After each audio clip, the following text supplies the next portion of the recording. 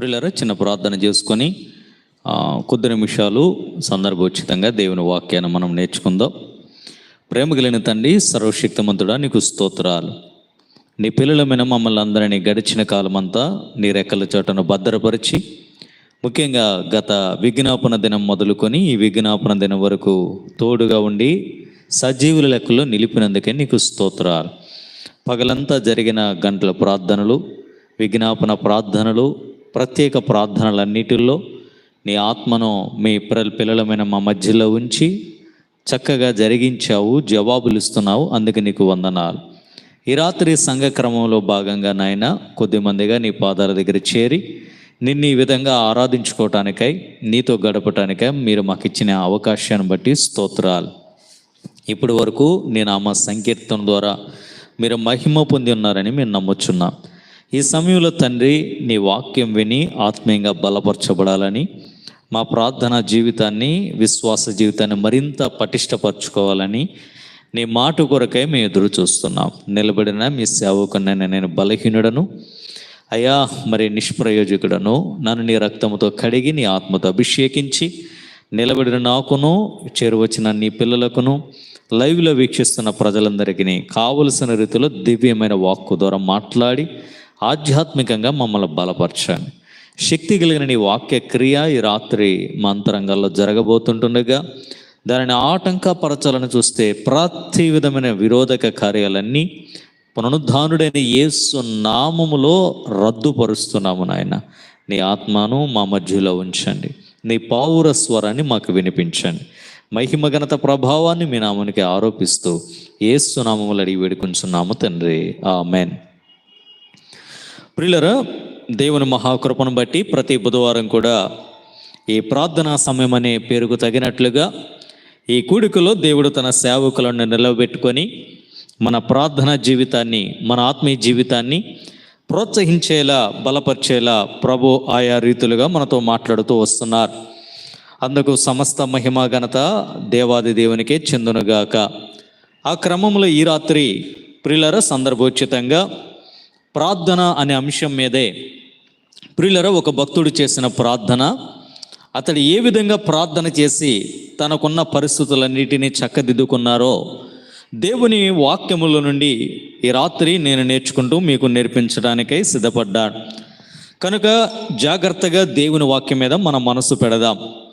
దానికి రెఫరెన్స్గా పరిశుద్ధ గ్రంథం మన బైబిల్ నందు మీ గ్రంథం తెరచి 130వ కీర్తన 8 చరణాలు ఉన్నాయి, నేను చదువుతాను. ఈ కీర్తన చదువుకొని ఈ కీర్తనలో నుండి ప్రార్థనకు సంబంధించిన కొన్ని తలంపులను మనము ధ్యానం చేసుకుందాం. 130వ కీర్తన. యెహోవా, అగాధ స్థలములలో నుండి నేను నీకు మొరపెట్టుచున్నాను.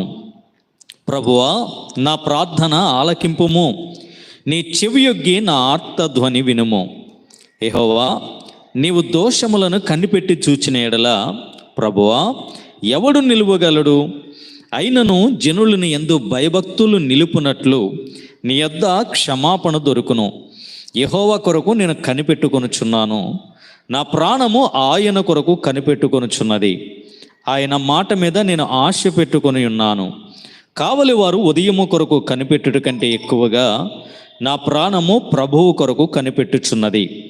కావలి వారు ఉదయము కొరకు కనిపెట్టుట కంటే ఎక్కువగా నా ప్రాణము కనిపెట్టుచున్నది. ఇశ్రాయేలు, యెహోవా మీద ఆశ పెట్టుకొనుము. యెహోవా యొద్ద కృప దొరుకును. ఆయన యొద్ద సంపూర్ణ విమోచన దొరుకును. ఇశ్రాయేలుల దోషములన్నిటినీ అన్నిటి నుండి ఆయన వారిని విమోచించును. ప్రియులారా, శ్రద్ధగా వాక్యం మీద మనసు పెడదాం. ఈ 130వ కీర్తన సందర్భం పై వచనాల్లో లేక చరణాలకు ముందుగా చిన్న చిన్న అక్షరాలతో వ్రాయబడి ఉన్నది యాత్రా కీర్తన.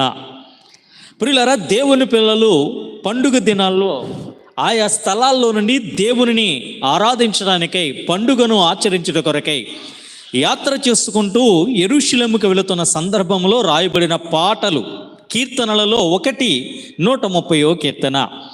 సర్వసాధారణంగా ఈ కీర్తనలు అధికంగా దావీదు రచించాడు గనక శక్యమైనంత వరకు ఈ 130వ కీర్తన పద శైలి, వ్రాయబడిన విధానము, ఆ పాట పద్ధతి అంతటిని బట్టి ఈ కీర్తన కూడా బహుశా దావీదే రచించుండొచ్చు అని కొంతమంది చెప్తారు. రచయిత పేరు లేకపోయినా దావీదు పదశైలిని బట్టి దావీదే రాశారు అని చెప్తా. మరికొంతమంది ఇక్కడ రచయిత పేరు లేదు గనక ఆ రచయిత పేరు ముందు అధ్యాయాలు ఎక్కడున్నదో అక్కడ నుండి మరొక రచయిత పేరు వచ్చే వరకు ఆ అధ్యాయాలు, ఆ పాటలు, ఆ కీర్తనలన్నీ ఆ ముందు రచయితే రచించుండొచ్చు అని బైబిల్ పండితులు వ్యాఖ్యానం చేస్తా. ఆ క్రమంలో ఈ కీర్తన బహుశా సొలొమోను, జ్ఞాని అయిన రాజు అయిన సొలొమోను రచించుండొచ్చు అని మరొక అభిప్రాయం ఉన్నది. సరే, ఈ రాత్రి రచించింది లేక ఈ కీర్తన పాడింది సొలొమోనా లేకపోతే దావీదా? రచయితను గురించి మనకు వాద ప్రతివాదాలు అక్కరలేదు, కానీ వ్రాయబడిన సారాంశాన్ని మాత్రం జాగ్రత్తగా మనము గ్రహించి ఆత్మ సంబంధంగా మనం ప్రోత్సహించబడటం ఎంతైనా చెప్పుకోదగిన విషయం. నా అనుభవములో లేక నాకున్న ఈ ధ్యానములో నేను దావీదును మాత్రమే ఈ కీర్తన వరకు ఊహించుకుంటూ నేను ధ్యానించాను, బలపడ్డాను. సొలొమోనును ఊహించుకోవడం తప్పని కాదు, మీరు ఏ కోణములోనైనా అర్థం చేసుకోవచ్చు. సరే, ఈ రాత్రి ఈ కీర్తనలో కీర్తనాకారుడు ప్రియులారా ప్రారంభం ఎలా ప్రారంభించాడు అని అంటే, ఒక సమస్యలో ఉన్న వ్యక్తిగా, ఒక ఇబ్బందిలో ఉన్న వ్యక్తిగా అతడు తన్ను తాను ప్రారంభించుకుంటూ పాట పాడుతున్నాడు. ఇంతకు అతనికి ఉన్న సమస్యకు లేక ఇబ్బందికి, బాధకు ఒక పేరు పెట్టారు. ఏంటా పేరు అని అంటే, మొదటి చరణంలో ఉన్నది అగాధ స్థలములలో ఉన్నాను. సంగమా, దేవుని పిల్లలారా, అగాధము దీనికే మరొక పేరు గొయ్యి, దీనికే మరొక పేరు లోతైన స్థలం, దీనికే మరొక పేరు శూన్యస్థితి. ప్రియులరా, ఇప్పుడు ఈ కీర్తన రచించిన సొలొమోను కావచ్చు లేక దావీదు కావచ్చు, ఈ కీర్తనాకారుడు ఒక బాధలో ఉన్నాడు.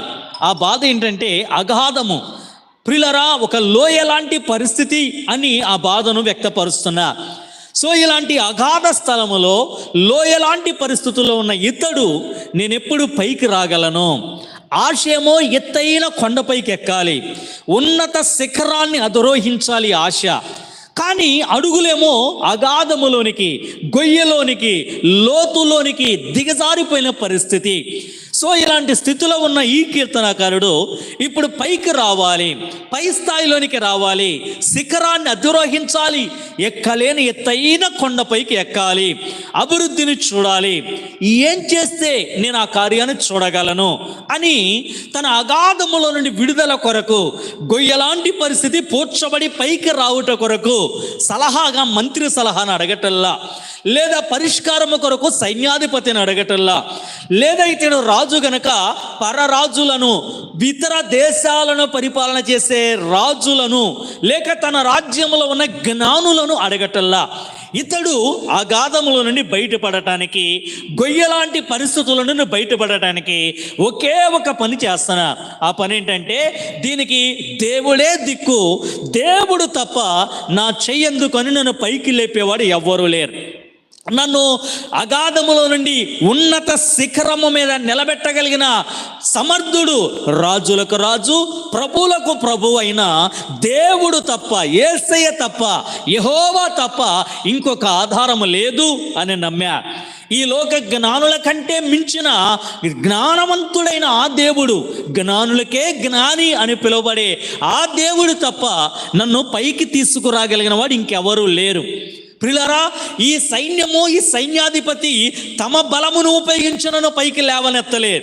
బలవంతులకే బలవంతుడుగా సర్వశక్తిమంతుడైన ఆ దేవుడు తప్ప నన్ను ఇంకెవరు పైకి తేలేరు, నన్ను అగాధములో నుండి బయటపడలేరు, పడవేయలేరు అని గ్రహించి సంగమా ఈ కీర్తనలో ఆ దేవునికి ప్రార్థించాడు, అగాధములో నుండి బయటపడ్డాడు, పై శిఖరాన్ని అధిరోహించినట్లుగా ఈ కీర్తన ముగింపు అంతటి, సారాంశం అంతటిని బట్టి మనము గ్రహించవచ్చు. సరే, ఇది 130వ కీర్తన యొక్క సారాంశం. ఈ రోజున వాక్యం వింటున్న స్నేహితుడా, నా ప్రియ తల్లి తండ్రి, నా ప్రియ సంఘమా, ఈ రోజున నీ జీవితం కూడా ఉన్నత శిఖరాన్ని అధిరోహించాలి. దేశం యొక్క ఉన్నత స్థలముల మీద నేను సంచారం చేయాలి. ప్రియులారా, పై స్థాయిలో నేను ఉండాలి, తలగా నేను ఉండాలి. ఆశలు మంచివే, కానీ అడుగడుగున నీ జీవిత ప్రయాణం కూడా అగాధంలోకి వెళ్ళిపోతుందేమో, గొయ్యలాంటి పరిస్థితులే నీవు ఎదుర్కోవాల్సి వస్తున్నదేమో. అది వ్యాపార రీత్యా, ఆరోగ్య రీత్యా, ఉద్యోగ రీత్యా, ఆర్థిక పరిస్థితుల రీత్యా, చదువు రీత్యా, ప్రియులారా అది కుటుంబ జీవిత రీత్యా, అది ఆధ్యాత్మిక జీవిత రీత్యా, ఏ పరిస్థితుల్లోనైతే నీవు ఉన్నత అనుభవంలోనికి రావాలనుకుంటున్నావో ఆ పరిస్థితులన్నిటిలో ఈ రోజున నువ్వు అగాధములోనికి దిగిపోయినట్లుగా ఉన్నావు. ప్రియులారా, ఉన్నత శిఖరం అందరి ద్రాక్షకాయలో మారిపోయిందేమో. అయితే ఈ రాత్రి నీకు ఒక శుభవార్త. నువ్వు ఏ స్థితిలో అగాధములోనికి దిగిపోయావో ఈ రోజున అగాధము స్థితిలో ఉన్న నీ చేయి పట్టి పైకి లేపి ఉన్నత శిఖరము మీద నిలబట్టగలిగిన వాడు మేము ఆరాధిస్తున్న యేసయ్య, ఈ రాత్రి నీతో మాట్లాడుతున్న యేసయ్య. ఆయన మాత్రమే మన అగాధ స్థలములన్నిటి నుండి, మన బాధలన్నిటి నుండి మనలను విడిపించి పైకి లేవనెత్తగలిగిన దేవుడు. అందుకే 70వ కీర్తన కూడా ఒకసారి ఆలోచిస్తే 70వ కీర్తన ప్రియులారా 20వ చరణములో కీర్తనాకారుడు ఇలా మాట్లాడుతున్నా. 71వ కీర్తన 71వ కీర్తన 20వ చరణాన్ని ఒకసారి ఆలోచిస్తే, అనేకమైన కఠిన బాధలను మాకు కలుగ చేసిన వాడా, నీవు మరలా మమ్ము బ్రతికించెదవు, భూమి యొక్క అగాధ స్థలములలో నుండి నీవు మరలా మమ్మను లేవనెత్తెదవు. దేవునికి స్తోత్రం చెల్లిద్దాం. హల్లెలూయా. చూడండి, ఈ కీర్తనలో కూడా కీర్తనకారుడు దావీదు పలుకుతున్న మాట, భూమి యొక్క అగాధ స్థలములలో నుండి మమ్మలను మరలా పైకి లేవనెత్తేది నీవే, తలదించబడిన స్థితిలో నుండి నా తల పైకి ఎత్తేది నీవే, గొయ్యలాంటి స్థితిలో నుండి నన్ను మరలా సింహాసనం మీద కూర్చుండబెట్టగలిగిన సమర్థుడవు నీవే. సో దేవుని వైపు చూచాడు ఆనాడు భక్తుడు. ఈ రోజున అదే దేవుడు నీ వైపు చూస్తుండగా నీవు కూడా వ్యర్థమైన ప్రయత్నాలు చేయటం మానేసి నీ శిఖరాన్ని నువ్వు ఏదైతే కోరుకుంటున్నావో ఆ పై స్థాయిని నీకు ఇవ్వగలిగిన దేవుని వైపు నువ్వు చూస్తూ ఆయనకు నువ్వు ప్రార్థన చేయగలవా? బైబిల్లో ఎందరో భక్తులు ప్రియులారా ఇలాంటి అగాధ స్థలం, గొయ్యలాంటి పరిస్థితిలోనికి వెళ్ళిపోయి దేవునిని అర్థించి దేవునికి మొరపెట్టి పై స్థాయిలోనికి వెళ్ళిన వారు కోకొల్లలు. ఎగ్జాంపుల్గా మీరందరూ ఎరిగిన వ్యక్తి యోసేపు. ప్రియులారా గోతిలో పడవేయబడ్డాడు, కానీ ఆ గోతిలో పడవేయబడిన ఆ వ్యక్తి మనుషులను నమ్ముకొనలా, జ్ఞానులను నమ్ముకొనలా, ప్రియులారా బంధువులను, రక్త సంబంధికులను నమ్ముకొనలా, దేవుని వైపు చూచా. ఆ యోసేపు గోతులో నుండి క్రమక్రమంగా ఆ ఐగుప్తు సింహాసనం మీద కూర్చుండే స్థాయిలో దేవుడు అతన్ని ఆశీర్వదించా. ఈ రాత్రి నీతో అదే దేవుడు మాట్లాడుతున్నా. నువ్వు ఏ అగాధము, ఏ గొయ్య, అయ్యో నేను ఎప్పుడు పై స్థాయిలోనికి వెళతాను అని ఆలోచిస్తూ కృంగిపోతున్నావో, నీ చేయి నందించి పై స్థాయిలోనికి నిలబెట్టే దేవుడు నీతో ఈ రాత్రి మాట్లాడుచున్నా. మనం ఎరుగుదుము క్రొత్త నిబంధనలో కూడా సంగమా, దేవుని పిల్లలారా, పేతురు కూడా ఒక రోజున ప్రభువా నీవే అయితే నేను నడుస్తూ వస్తానయ్య అన్నాడు నీటి మీద. సరే రమ్మన్నాడు. అలా నడుస్తున్న నీటి మీద అతడు కొన్ని అడుగులు వేస్తాడో లేదో దిగిపోతున్నా, మునిగిపోబోతున్నాడు. ప్రియులారా అగాధపు కోపములోనికి వెళ్ళిపోబోతా ఉన్నా. ఆ టైంలో ఈ పేతురు కూడా ప్రియులారా మానవ ప్రయత్నముతో పైకి రావటానికి ప్రయత్నం చేయలేదు, లేదా వెనకమాల ధోనిలో ఉన్న వ్యక్తుల సహాయాన్ని అర్థించి పైకి రావటానికి ప్రయత్నము చేయలేదు. ఇతడు ఒకే ఒక్క పని చేశాడు, రక్షకుడా, బోధకుడా, నేను మునిగిపోతున్నా, గొయ్యలోనికి దిగిపోతున్నా, అగాధములోనికి దిగిపోతున్నా అంటూ కేక వేశాడు, ప్రార్థించాడు. నిజంగా ప్రార్థన ఆలకించిన దేవుడు పేతురును, మునిగిపోతున్న పేతురును, గోతిలోనికి సముద్ర అగాధములోనికి వెళ్ళిపోతున్న పేతురును చేయి పట్టి పైకి లేపి మరలా దోణులోనికి నడిపించాడు. దేవునికి స్తోత్రం చెల్లిద్దాం. హల్లెలూయా. ఇలా చెప్పాలంటే ఎన్నో ఉదాహరణలు. ఈ రాత్రి నీవు కూడా ఆ దేవునికి మొరపెట్టగలిగితే, ఆ దేవుని వైపు నువ్వు చూడగలిగితే, నీ సమస్య ఎంత లోతైనదైనా, నువ్వు దిగజారిపోయింది ఎంత గడ్డు ఊపి లాంటి స్థలమైనా, అది ఎంత లోతైన అగాధమైన జీవమిగిలిన దేవుడు తన మహాకృప చేత నిన్ను కూడా యోసేపుల, దావీదుల, పేతురుల నీ చేయి పట్టి పైకి లేపి ఉన్నత శిఖరము మీద కూర్చుండబెట్టును గాక. ప్రియులారా విలాప వాక్యముల గ్రంథములో కూడా నిజంగా దేవునికి మనం ప్రార్థిస్తే దేవుడు అభయమిస్తాడు, అగాధ స్థలములన్నిటిలో నుండి పైకి లేవనెత్తుతాడు. దానికి దేవుడే ఆధారము. అలా దేవుని కార్యముకు కొరకు మనము ప్రార్థన చేయాలి అంటూ విలాప గ్రంథకర్త కూడా ఒక మాట మాట్లాడుతున్నారు. విలాప వాక్యముల గ్రంథం 3వ అధ్యాయములకు వస్తే, విలాప వాక్యముల గ్రంథం 3వ అధ్యాయము ప్రియులారా, మనము జాగ్రత్తగా ఆలోచన చేస్తే మనము 55వ వచనములో ఈ గ్రంథకర్త ఇలా మాట్లాడుతున్నా. విలాప వాక్యములు 3వ అధ్యాయం 55వ వచనం, యెహోవా అగాధమైన బందీ గృహములో నుండి, అగాధమైన బందీ గృహములో నుండి ఇక నాకు విడుదల లేదు, ఇక నా జీవితం ఇంతే, అయ్యో నేను ఎప్పుడు బయటికి రాగలను, పైకి రాగలను అని ఆలోచిస్తూ అగాధమైన బందీ గృహములో నుండి నేనేం చేశానంటే నీ నామమును బట్టి మొరపెట్టా. నేను నీ నామమును బట్టి మొరలేడగా నీవు నా శబ్దము ఆలకించితివి. దేవునికి స్తోత్రం చెల్లిద్దాం. అగాధములు గొయ్యిలో ఉన్న నీ అరుపు, నీ కేక పైనున్న వారికి వినపడిద్దో లేదో, వినపడిన పట్టించుకుంటారో లేదో, కానీ నువ్వు ఏ స్థితిలో, ఏ గొయ్యిలో, ఏ ఊబిలో దిగిపోయావో అక్కడే ఉండి నువ్వు ప్రార్థన చెయ్యి. యేసు అని మొరపెట్టు. నిశ్చయముగా ఏ స్థలములో ఉండి నువ్వు ప్రార్థించినా దేవుడు నీ ప్రార్థన వింటాడు. ఇక్కడ అదే మాట్లాడుతున్నాడు. అగాధమైన బందీ గృహములో నుండి నేను నీ నామమును బట్టి మొరలిడగా నీవు నా శబ్దము ఆలకించితివి. సహాయము కొరకు నేను మొరపెట్టగా ఎవరనున్నారా? పైకి లేవనెత్తేవారు, శిఖరాన్ని ఎక్కించేవారు, నా గోతిని పూడ్చేవారు ఎవరైనా ఉన్నారా? అని సహాయము కొరకు మనుష్యులను అర్థించలా, నీకు నేను మొరపెట్టగా చెవిని మూసుకొనలేదట దేవుడు. చెవిని మూసుకొనక మరి ఏం చేశాడు? 57వ వచనం, నేను నీకు మొరలిడిన దినమునే నీవు నా యొద్దకు వచ్చితివి. దేవునికి స్తోత్రం చెల్లిద్దాం.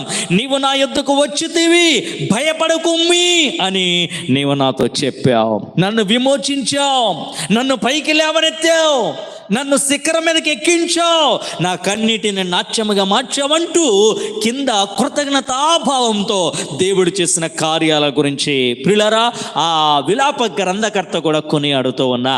ఈ రాత్రి స్నేహితుడా, వాక్యం వింటున్న నా ప్రియ తల్లి తండ్రి, ఏ ఊబిలో, ఏ గొయ్యిలో, ఏ అగాధ స్థలము లాంటి పరిస్థితుల్లో నువ్వు ఇరికించబడి బాధపడుతున్నావు నాకైతే తెలియదు, కానీ నీకు సహాయం చేసే దేవుడు నీ వైపు చూస్తున్నా. నీ చేయి పట్టుకొని నేను పైకి లేపే దేవుడు నీ వైపు చూస్తున్నాడు. నీ కన్నిటిని ఆనందముగా మార్చే దేవుడు, నీ దించబడిన తలను పైకెత్తే దేవుడు, కోల్పోయినవన్నీ తిరిగి నీకు ఇచ్చి శిఖరముపై కూర్చొని దేవుడు నీ వైపు చూస్తున్నా. ఇప్పుడు ఆయన నీతో మాట్లాడుచుంటున్నాగా, ఇంకా నీ అగాధ స్థలముల నుండి విడుదల కొరకు మనుషుల వైపు చూస్తావా? వ్యర్థ ప్రయత్నాలు చేస్తావా? లేదా ఈ దేవునికి నువ్వు ప్రార్థన చేసి ఆయన కృపతో బయటపడి ఉన్నత స్థలములోనికి, ప్రియులారా అగాధ స్థలములో నుండి ఉన్నత స్థలములోనికి నడిపించబడతావా? నిర్ణయాన్ని ప్రభు నీకే వదిలేస్తా ఉన్నా. అయితే వింటున్న వాక్యాన్ని బట్టి మీరు ఎలా అనుకోవచ్చు, అయ్యగారు అగాధ స్థలములో నుండి పైకి లేపేది, ఉన్నత స్థలములో నిలబెట్టేది దేవుడేని మాకు తెలుసండి, ప్రార్థన చేస్తే కార్యం జరిగిద్దని మాకు తెలుసండి. మరి ఏది నేను ప్రార్థన చేస్తున్నా ఇంకా గొయ్యిగానే ఉంది, అగాధముగానే ఉంది, ఎప్పుడు నా ప్రార్థనకు జవాబు వచ్చేది అని ఒకవేళ ఆలోచిస్తుంటే ఈ రాత్రి ప్రభు మన మూలవాక్యం 130వ కీర్తనలో నుండి మన ప్రార్థన దేవుడు వింటాడు. అగాధ స్థలములో ఉన్న నిన్ను నన్ను ఉన్నత స్థలములోనికి నిలబెడతా. ఎప్పుడు? ఈ కీర్తనాకారుడు ఎలా ప్రార్థించాడో అలా మనము ప్రార్థన చేసినప్పుడు. ఇంతకు ఈ అగాధ స్థలములో నుండి కీర్తనాకారుడు ఎలా ప్రార్థించి బయటపడ్డా అని ఆలోచిస్తే ఈ 130వ కీర్తనలో చాలా విషయాలు ఉన్నాయి, కానీ 3 మాటలు ఉన్న సమయంలో క్లుప్తంగా నేను మీకు తెలియజేస్తా.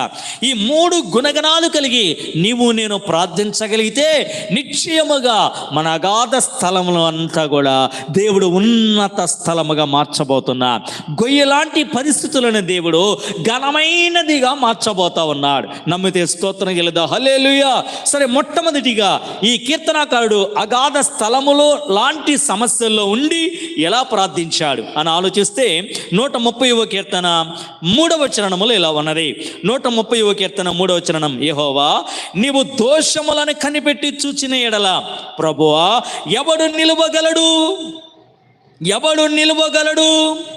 8వ చరణం, ఇశ్రాయేలు దోషములన్నిటి నుండి ఆయన వారిని విమోచిస్తా.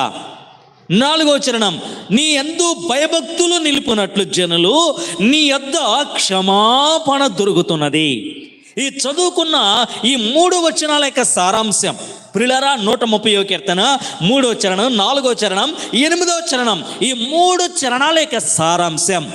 అగాధ స్థలములో ఉండి కీర్తనకారుడు మొట్టమొదటి ఎలా ప్రార్థిస్తున్నాడంటే క్షమ ప్రార్థన చేస్తున్నా, పశ్చాత్తాపడుతూ ప్రార్థన చేస్తున్నా, దిద్దుబాటు చేసుకుంటూ ప్రార్థన చేస్తున్నా. బహుశా నేను ఈ రోజున ఈ గొయ్యిలోనికి దిగిపోవటానికి, ఈ అగాధము లాంటి బందీ పరిస్థితుల్లోనికి బాధించబడటానికి, నెట్టివేయబడటానికి యేసయ్యా నా దోషాలే కారణమై ఉండొచ్చు, నా అతిక్రమాలే కారణమై ఉండొచ్చు, నా పాపాలే కారణమై ఉండొచ్చు. యేసయ్యా నీవు నా దోషాలు కనిపెట్టి చూస్తే నేనే కాదయ్యా, ఈ ప్రపంచంలో ఎవ్వడు నీ ఎదుట నిలబడలేడు, ఎవ్వరము నీ ఎదుట నిలబడటానికి అర్హత లేని వారం. కానీ నువ్వు విమోచించే దేవుడవు, నువ్వు క్షమించే దేవుడవు. జనులు నీ యందు భయభక్తులు నిలుపునట్లు నీ యొద్ద క్షమాపణ దొరుకుతుంది గయ్యా, నువ్వు విమోచిస్తావు గయ్యా నా పాపాల దోషాల నుండి. కనుక నా పాప దోషాలను మన్నించు, ఈ అగాధ స్థలముల నుండి ఉన్నత స్థలములలోనికి నడిపించు అని ప్రార్థన చేస్తున్నా. సో స్నేహితుడా, సంగమా, ఈ రోజున నీవు నా ప్రార్థన కూడా దేవుని ఆలకించేదిగా, మన సమస్యలకు పరిష్కారం ఇచ్చేదిగా ఉండాలి అనంటే మనం ఎప్పుడు ప్రార్థించినా, ఎంతసేపు ప్రార్థించినా, ఎక్కడ ఉండి ప్రార్థించినా ఆ ప్రార్థనలో మొట్టమొదట దేవునికి మనం చూపించాల్సింది దిద్దుబాటు, పశ్చాత్తాపం. దీనికి క్షమ ప్రార్థన. ఈ రోజున ఎప్పుడు మనము మోకరిల్లినా ప్రభువా నన్ను క్షమించయ్యా, ప్రభువా మమ్మల్ని కనికరించండి ప్రభువా. ఇంతకు మునుపు పాడిన పాటల్లో కూడా వరుసగా 2 పాటలు నాన్నగారు పాడింది అదే, తమ్ముడు యోనాతాను పాడిన పాటల సారాంశం కూడా అదే. నా దోషాలను నువ్వు ఎంచి చూస్తే నీ ఎదుట నిలబడలేమయ్యా, కృప చూపయ్యా, కన్నికర సంపన్నుడా కన్నికర పడయ్యా అని ప్రియులారా అనుదినము మనము ఎప్పుడు ప్రార్థన చేసినా పశ్చాత్తాప ప్రార్థన చేయ. కానీ ఈ రోజున చాలామంది తమ ప్రార్థనలో తమకు తాము పరిశుద్ధులం అన్నట్లుగా, తమకు తాము ఎంత గొప్పవారిమో అన్నట్లుగా దేవుని సముఖంలో కొంచెమైనా కన్నీరు లేక పశ్చాత్తాపం లేదా దిద్దుబాటు అనేది కనపరచలేకపోతున్నా. వారి ప్రార్థనలో డాంబికం, వారి ప్రార్థనలో వాక్చాతుర్యం, వారి ప్రార్థనలో అడావిడులు, వారి ప్రార్థనలో గద్దింపులు, వారి ప్రార్థనలో ఊపేయటాలు, అడావిళ్ళే తప్పనిచ్చి యేసయ్యా మా దోషాలను నువ్వు ఎంచి చూస్తే ఎవరో నిలబడగలుగుతామయ్యా తండ్రి. ఈ అగాధము, ఈ సమస్య, ఈ గొయ్య నేను ఎక్కడ పొరపాటు చేశానో, ఎక్కడ తప్పు చేశానో క్షమించయ్యా అని దిద్దుబాటు చేసుకునే వారు ఎంతమంది ఉన్నారు. ఈ రోజున దేవుని పిల్లలంగా ఒకంత వాక్య వెలుగులో పరీక్షించుకొని ఈ రోజు నుండి అయిన అనుదినము మనం చేయాల్సిన పని ఏంటో తెలుసా? దేవుని ఎదుట పశ్చాత్తాపడేవారిగా, దిద్దుబాటు చేసుకునేవారిగా ఉండాలి. అందరం ఎరిగిన వాక్యం యెషయా అంటాడు కదా, రక్షింప నేరకొన్నట్లు యెహోవా హస్తము కురచకాల, విన నేరకొన్నట్లు ఆయన చెవులు మందగించలా. కేవలం కార్యాలు చూడకపోవటానికి, ప్రార్థన జవాబులు పొందుకోకపోవటానికి మీ దోషాలే మీకును ఆయనకు మధ్య అడ్డుగా ఉన్నాయి అంటూ యెషయా గ్రంథకర్త ద్వారా దేవుడు హెచ్చరిక చేస్తున్నారు. ఎప్పుడో కార్యం జరగాలి, కానీ ఇప్పటికీ నీవు నేను పొందుకోలేకపోతున్నా. కారణం ఇంకా ఏవో అతిక్రమా, ఏవో దోషాలు దేవుడిచ్చే ప్రతిఫలానికి పొందుకోవాలనుకుంటాను మనకు మధ్య అడ్డుగా ఉన్నాయి. అందుకని నేను ఇలా చెప్తాను ఏమనంటే, ఎప్పుడు ప్రార్థన చేసినా దిద్దుబాటు పశ్చాత్తాప ప్రార్థన చేయాలి. దానికి నేను చెప్పే ఒక చిన్న ఎగ్జాంపుల్ ఏంటంటే, మనం ఎప్పుడు ఏ భోజనాన్ని కూర్చున్నా ఖచ్చితంగా ఏం చేస్తాం?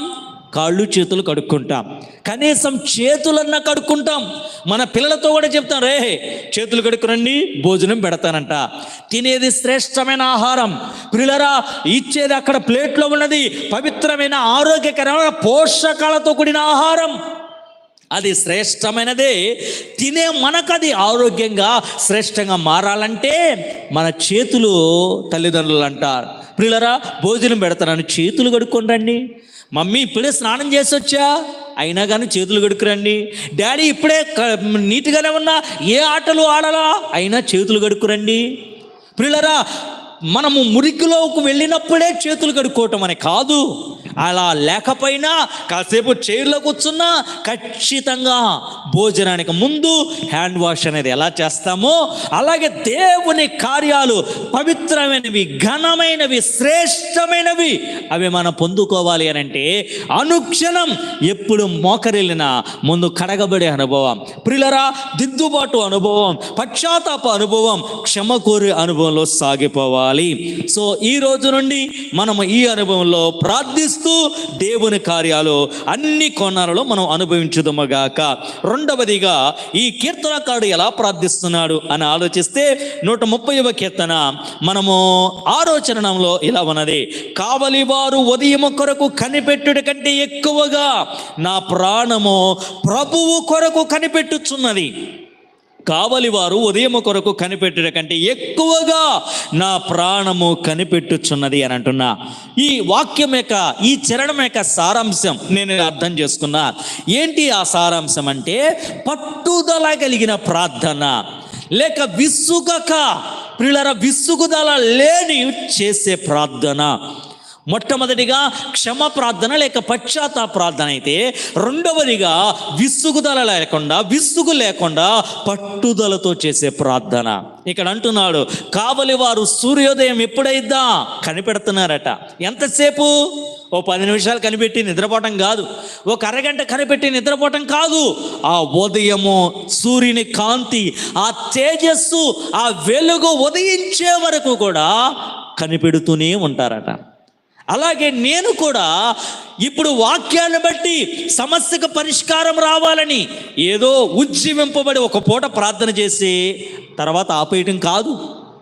దేవుని కార్యము జరిగే వరకు, అగాధము గొయ్య తొలగిపోయే వరకు, ఉన్నత స్థలము మీద ప్రభువు నన్ను కూర్చుండబెట్టే వరకు, దేవుడిచ్చే ప్రతిఫలం పొందుకునే వరకు పట్టుదల కలిగిన ప్రార్థన మనం చేసేవారిగా ఉండాలి. ఈ రాత్రి వాక్యం వింటున్న సంగమా, పశ్చాత్తాప ప్రార్థన ఉన్నది. మరి విసుగుదల లేకుండా పట్టుదలతో మనం ప్రార్థిస్తున్నామా? ప్రతిసారి ప్రియులారా మన జీవితాల్లో ప్రభు ఏం కోరుకుంటున్నాడంటే, ఆయన అడిగింది మనము పొందుకునే వరకు ప్రార్థన చేయాలి. విసుగక పట్టుదల కలిగిన అనుభవంలో ప్రార్థన చేయాలి. అది దేవుని ఆకాంక్ష. కొన్నిసార్లు ఒకసారి ప్రార్థన చేస్తే వచ్చేస్తాయి, కానీ కొన్నిసార్లు అడగాలి, వెదకాలి, మాటిమాటికి గోజాడే అనుభవంలోనికి రావాలి. సంగమా, దేవుని పిల్లలారా, దేవుని సముఖములో విసుగక మొరపెట్టే అనుభవంలో, పట్టుదల కలిగి మొరపెట్టే అనుభవంలో సాగిపోవాలి. ఎగ్జాంపుల్స్ బైబిల్లో చాలా ఉన్నాయి. ఒక చిన్న ఎగ్జాంపుల్ జ్ఞాపకం చేస్తానా. ఎంతటి వారైనా, ఎలాంటి వారైనా ఖచ్చితంగా ప్రతిసారి విసుగక పట్టుదల కలిగి ప్రార్థన చేయాల్సిందే. వారు చిన్నవారా, పెద్దవారా, సీనియర్ల, జూనియర్ల, స్త్రీలా, పురుషుల తారతమ్యం లేదు. దాన్ని మీకు అర్థం కావటానికి చిన్న ఎగ్జాంపుల్గా ఏలియా జీవితాన్ని ఒకసారి జ్ఞాపకం చేస్తా. ప్రియులారా, ఏలియా గురించి మనందరం కంఠోపాతంగా ఒక మాట చెప్తా. ఏంటా మాట? ఏలియా ప్రార్థన చేయగా 3.5 సంవత్సరాలు ప్రియులారా ఆకాశము వర్షింపక ఆగిపోయింది అని అంటాం. ఏమండి, మరలా ఏలియా ప్రార్థించగా ప్రచండ వర్షం కురిసింది అని వాక్యాన్ని బట్టి మనం కంఠోపాతంగా చెప్తాం.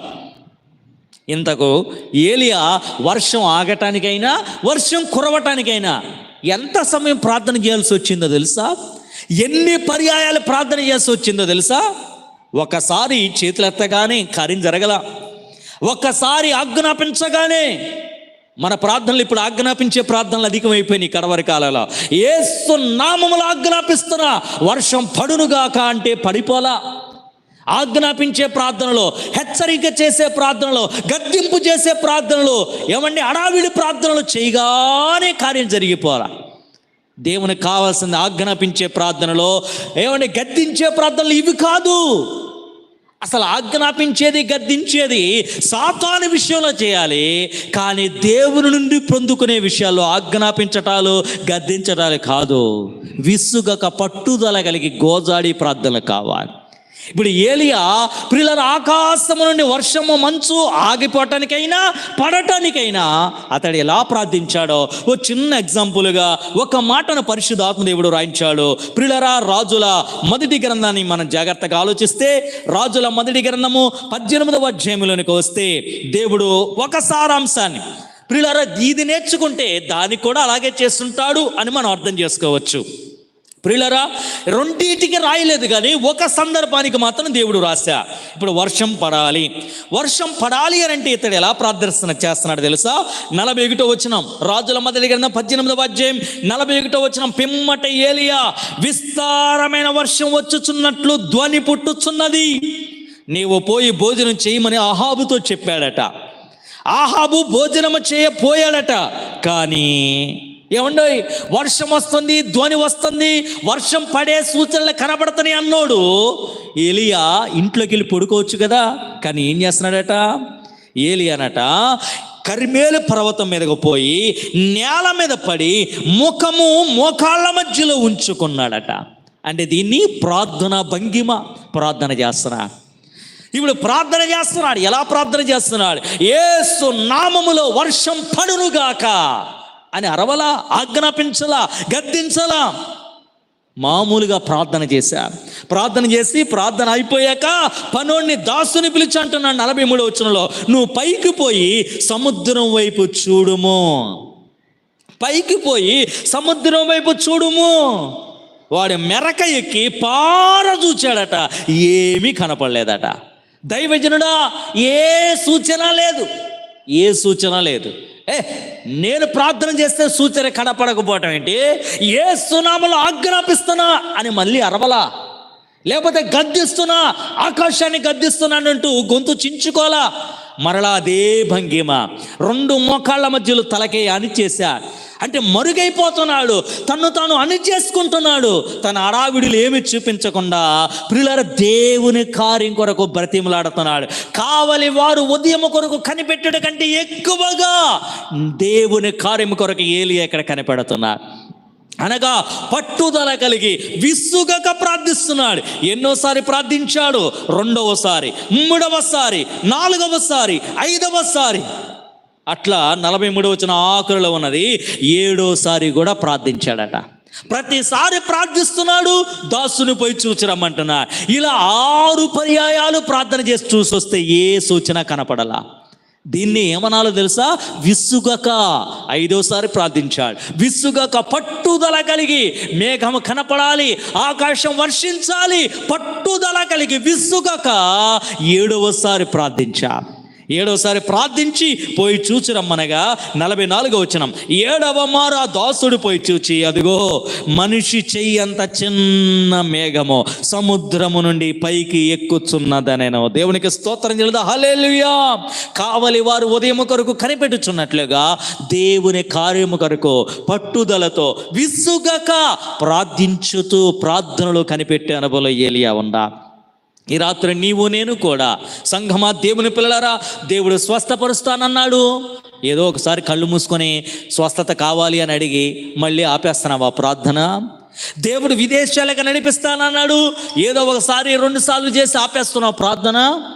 దేవుడి ఘనమైన కార్యం చేస్తానన్నాడు. 3 సార్లు చేసి ఆపేస్తున్నావా? లేకపోతే దేవుడు ఇలా వాగ్దానం నెరవేరుస్తానన్నాడు, ఒక 7 పర్యాలు చేసి ఆపేస్తున్నావా? ఈ రోజున సంఖ్యకు ముడిపడిపోయాయి మన ప్రార్థనలు. కానీ దేవుడు మన నుండి కోరేది 7 సార్లు, 40 సార్లు, 3 సార్లు ఇలా కాదు. అంటే అట్లా చేయడం తప్పని కాదు. 3 పర్యాయాలు చేసి ఆపేయటం కాదు, 4వ పర్యాయం, 7వ పర్యాయం చేసి ఆపేయటం కాదు, 8వ పర్యాయం 40 రోజులు చేసి ఆపేయటం కాదు, 41వ రోజు. అసలు దేవుని ఆశ కార్యము జరిగే వరకు అంశమునెత్తి ప్రార్థించాలి. కార్యము ప్రతిఫలం పొందుకునే వరకు మనము దేవుని సముఖములో ప్రియులారా ఆయనకు విసుగు విరామము లేకుండా ప్రియులారా మనము ఆయన ఎదుట గోజాడాలి. అది దేవుడు మనకు నేర్పిస్తున్నాడు. ఏలియా బహుశా 7వ పర్యాయం కూడా ఎదురు చూసిన మేఘం కనపడకపోతే 8వసారి కూడా చేసేవాడే, 80వసారి కూడా చేసేవాడే. దేవునికి అర్థమైంది, 7వసారి వరకు చూశాడు. 7 సార్లు పట్టుదల కలిగి ఉన్నాడు. 7 సార్లు ప్రార్థనలో కూడా విసుగక ప్రార్థించాడు. కనిపెట్టి ప్రార్థించాలి. ఈ రాత్రి అలాంటి ప్రార్థన నీవు నేను కలిగి ఉండగలిగితే సంఘమా, దేవుని పిల్లలారా, మన జీవితాల్లో కూడా దేవుడు ఘనమైన కార్యాలు చేస్తారు. సో ఇప్పుడు 2 విషయాలు చెప్పాను. ఒకటి, మనం ఎప్పుడు ప్రార్థించినా పశ్చాత్తాపం, దిద్దుబాటు, క్షమ ఏ పేరైనా పెట్టుకోనండి, ప్రభు సముఖంలో విరిగిపోవాలి, ప్రభు సముఖంలో నలిగిపోవాలి, మనం ప్రభు ఎదుట కడుక్కోవాలి. ఇది మొదటి విషయం. అయితే రెండవదిగా, ప్రభు సముఖంలో ఎప్పుడు ప్రార్థన చేసినా ఏదో చెయ్యాలి, పాఠం అప్పచెప్పాలి, బయటకు వచ్చేయాలన్నట్లుగా కాకుండా సంగమా, దేవుని పిల్లలారా, కార్యము జరిగే వరకు పలుమార్లు విసుగక కనిపెడుతూ పట్టుదల కలిగి దేవుని సముఖంలో ప్రతిఫలం పొందుకునే వరకు ప్రార్థన చేయాలి. చివరిగా మూడవదిగా 130వ కీర్తన మన మూలవాక్యం. ఈ కీర్తనలో కీర్తనకారుడు ఎలా ప్రార్థించాడు దేవుని కార్యం కొరకై అని ఆలోచిస్తే 7వ చరణములు ఎలా ఉన్నది? ఇశ్రాయేలు, యెహోవా మీద ఆశ పెట్టుకొనుము, యెహోవా యొద్ద కృప దొరుకును. దేవునికి స్తోత్రం చెల్లిద్దాం. హల్లెలూయా. ఈ చదువుకున్న వచనానికి నేను ఒక పేరు పెట్టుకున్నా, విశ్వాసముతో ప్రార్థిస్తున్నా. ప్రియులారా, మొదట ప్రభు సముఖంలో పశ్చాత్తాపంతో ప్రార్థించాడు. రెండవదిగా పట్టుదల, విసుగుదల లేకుండా పట్టుదల కలిగి ప్రార్థించాడు. మూడవదిగా ప్రభు ఎదుట విశ్వాసముతో ప్రార్థిస్తున్నాడు. ఇశ్రాయేలు, నమ్ము, విశ్వసించు. ఏంటిది? ఆయన యొద్ద కృప దొరుకుతుంది. ఆయన మీదే ఆశ పెట్టుకో. ఆయనే నీ అగాధాన్ని ఉన్నత స్థలంగా మార్చగలిగిన వాడు, నీ గొయ్యిని పూడ్చి నిన్ను పైకి లేవనెత్తగలిగిన వాడు, నీ ఊబిలో నుండి నిన్ను ఉన్నత శిఖరము మీద నిలబెట్టగలిగిన వాడు ఆయనే. నమ్ము, విశ్వసించు అన్నట్లుగా యెహోవా యొద్ద కృప దొరుకును. ఇశ్రాయేలు, నా ప్రాణమా, నా చుట్టూ ఉన్న ప్రజలారా, యెహోవా మీద ఆశ పెట్టుకొనండి. ఈ వచనములో, ఈ చరణములో తన విశ్వాసాన్ని వ్యక్తపరుస్తున్నట్లుగా మనం చూస్తున్నాం. సో మనం కూడా ఎప్పుడు ఎక్కడ ఎలా ప్రార్థన చేసినా దేవుని సముఖంలో నమ్మికతో ప్రార్థన చేయాలి. యేసయ్య అన్నాడు కదా, మీరు ప్రార్థన చేసినప్పుడల్లా పొంది ఉన్నాము అని నమ్మండి. కానీ మన జీవితాల్లో ఎక్కడో అనుమానం, ఎక్కడో అవిశ్వాసం, అల్ప విశ్వాసం. జరిగిద్దంటావా, చేస్తాడంటావా, నిజమేనంటావా? సంగమా, దేవుని పిల్లలారా, అనుమానం, అపనమ్మిక, అవిశ్వాసం అది మనకు చాలా ప్రమాదాన్ని తీసుకొస్తుంది.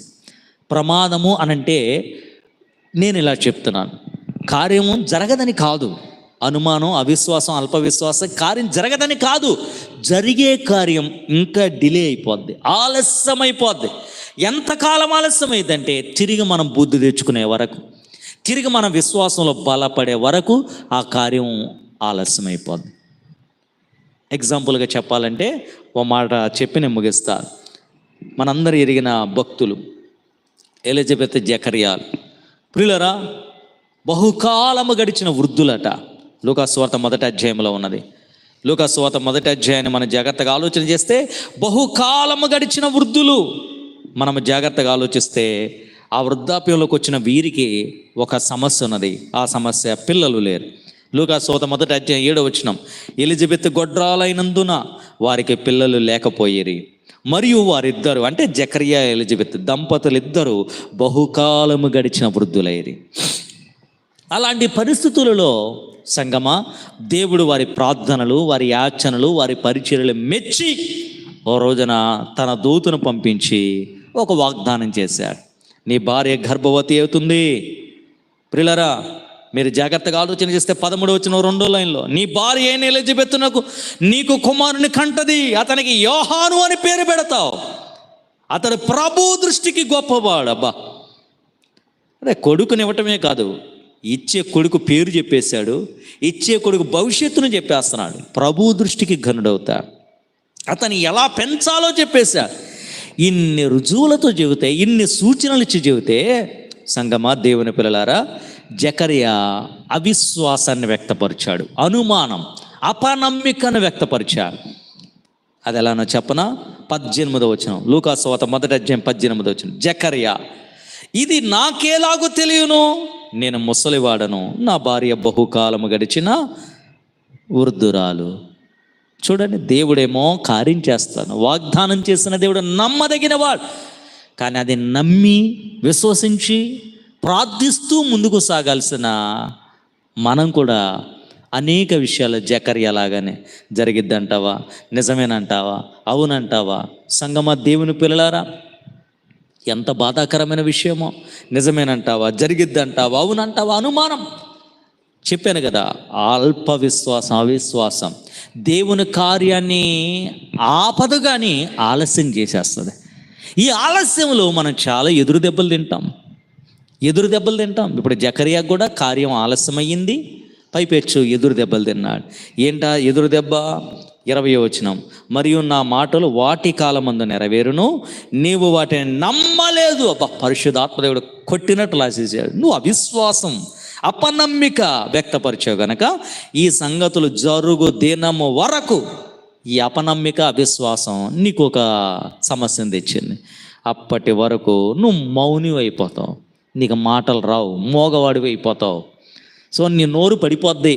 ఒక మాటలో డైరెక్ట్ చెప్పాలంటే వాడుక భాషలో నీ నాలుక, నీ నోరు పడిపోద్ది, మాటలేదు అన్నాడు అంతే. అవిశ్వాసం, అల్ప విశ్వాసం జరగాల్సిన కార్యానికి ప్రియులారా ఎంత ఆటంకంగా మారిపోయిందో. పైపిచ్చి కొత్త సమస్యను తీసుకొచ్చిందో చూడండి. ఎప్పుడైతే ఈ సమస్య వచ్చిందో రోజులు గడుస్తున్నాయి, నెలలు గడుస్తున్నాయి. ప్రియులారా, తన భార్యలో ఉన్న విశ్వాసాన్ని బట్టి దేవుడు కార్యం చేశా. ప్రెగ్నెంట్ అయ్యింది. ప్రియులారా, తన భార్యతో ఏదో చెప్పాలనుకుంటున్నాడు, చెప్పుకోలేడు, మాట్లాడలేకపోతున్నాడు. తన గర్భము లోపల, తన భార్య గర్భము లోపల శిశువు శబ్దాలు విని శిశువుతో నా కుమారుడు ఏదో పలకాలనుకుంటున్నాడు. అబ్బే మాట రాట్లా. తన ఇరుగు పొరుగు వారికి, మేము ముసలితనమైన దేవుడి కృపతో ఇదిగో నా భార్య ప్రెగ్నెంట్ అయింది చెప్పాలనుకుంటున్నాడు, చెప్పుకోలేకపోతున్నా. అప్పుడు పరివర్తన వచ్చింది, అప్పుడు పశ్చాత్తాపడుతున్నాడు జకర్యా. ఇన్ని సంవత్సరాలు భక్తి చేశాను, ఇన్ని సంవత్సరాల సేవలో ఉన్నాను, యాజక ధర్మం జరిగించాను, కానీ చివరి క్షణాల్లో నీ మాటను నమ్మక, అవిశ్వాసంతో, అపనమ్మికతో ఎంత దెబ్బ కొని తెచ్చుకున్నాను ప్రభువా, నన్ను క్షమించయ్యా. అతడు పశ్చాత్తాపడ్డాడు. తన అపనమ్మికను, అవిశ్వాసాన్ని బాగు చేసుకున్నాడు.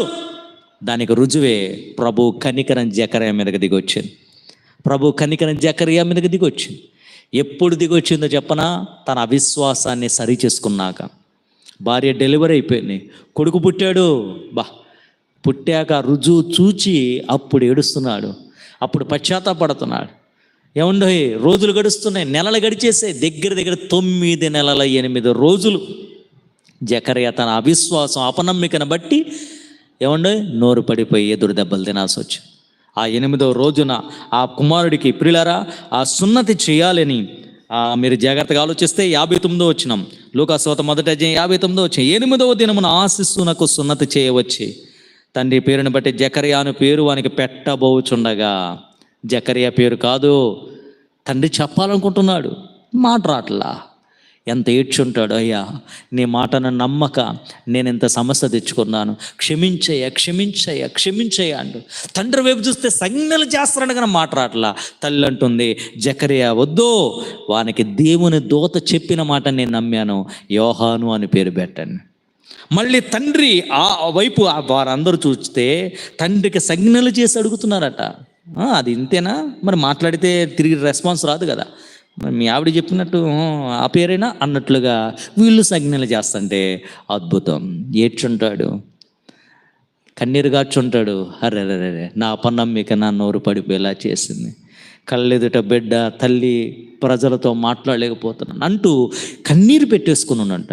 ఆ పశ్చాత్తాపం, ఆ దిద్దుబాటు ప్రియులారా, అది చూచిన దేవుడు 64వ వచనం, అక్కడ ఉన్న వారందరు సంజ్ఞలు అతనికి ఇట్లా సంజ్ఞలు చేస్తుంటే ప్రియులారా 64వ వచనం, వెంటనే అతని నోరు తెరవబడి నాలుక సడలి అతడు దేవుని స్తుతించుచు మాటలాడసాగాను. దేవునికి స్తోత్రం గెలుదా, హల్లెలూయా. నమ్మకపోతే, అవిశ్వాసాన్ని బట్టి ఎంత దెబ్బ పడిందో చూడండి. ఎన్ని మధుర జ్ఞాపకాలు చేదుగా మార్చుకున్నాడో చూడండి. 9 నెలల 8 రోజులు సుమారుగా. ప్రియులారా, ఈ రాత్రి నీ జీవితంలో కూడా ఎప్పుడో కార్యం జరగాల్సింది, కానీ జరగాల్సిన కార్యం ఆలస్యమైపోయి దాని ప్లేసులు ఇంకో దెబ్బ. కారణం అవిశ్వాసం, అల్ప విశ్వాసం, అపనమ్మిక. మనం నమ్మి ప్రార్థన చేస్తే నిశ్చయముగా దేవుని కార్యాలు మన జీవితాల్లో చూడగలుగుతాం. ఈ రాత్రి ప్రభు 130వ కీర్తనను మూలంగా చేసుకుని మనతో మాట్లాడాడు. ఎలాంటి అగాధ స్థలమైనా నిన్ను పైకి లేవనెత్తేది యేసయ్య మాత్రమే. పైన శిఖరాన్ని ఎక్కించగలిగినది, ఉన్నత స్థలముల మీదకి నిన్ను లేవనెత్తేది యేసు మాత్రమే. ఆయన ఆ కార్యం చేయాలంటే ప్రార్థన చేయి. ఏ స్థలములో, ఏ గొయ్యిలో, ఏ ఊబిలో ఉన్నావో ప్రార్థన చేయి. ఎలా చేయాలి? పశ్చాత్తాపడుతూ చేయి. ఎలా చేయాలి? పట్టుదల కలిగి చేయి. ఎలా చేయాలి? విశ్వాసంతో చేయి. ఇలా మనము చేయగలిగితే నిశ్చయముగా దేవుడు మన ప్రార్థన ఆలకించి ఆనాడు కీర్తనకారుని తిరిగి ఉన్నత స్థలములోనికి నిలబెట్టినట్లుగా, అనేక మందిని నిలబెట్టినట్లుగా ఈ రాత్రి నిన్ను కూడా పైకి లేవనెత్తబోతున్నా, నన్ను కూడా పై స్థాయిలోనికి ప్రభు నిలబెట్టబోతున్నా. ప్రభు అట్టి గొప్ప కృప బోధించిన నాకు, విన్న మీకు దయచేయునుగాక. ప్రార్థనా ప్రతిఫలాలు అనుగ్రహించి ఆయన కొరకైన సాక్షులుగా నిలబెట్టునుగాక. ఆమెన్.